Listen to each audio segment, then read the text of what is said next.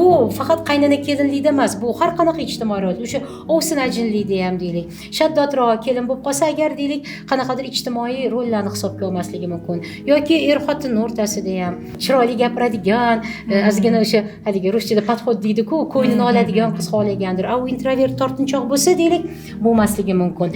Shu tomonlarda. Lekin birdan voy bo'lmas ekan deb, mana bizga ham birdan shunaqa shoshib kelinganda men har doim aytaman, hech bo'lmasa 3 oylik o'tsin deyman.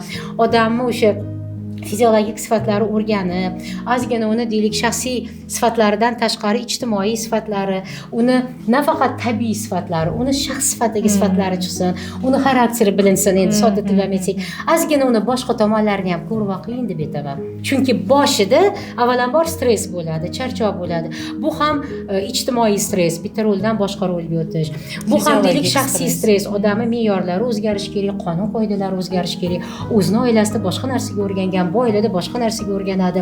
Deylik, bu fiziologik stress ham, chunki baribir ham bu bioritmda o'zgaradi, kamroq uxlanadi, qanaqadir tanaga nagruzka ko'proq tushadi. O'sha narsalardan o'tib olinsin degan joy bo'ladi.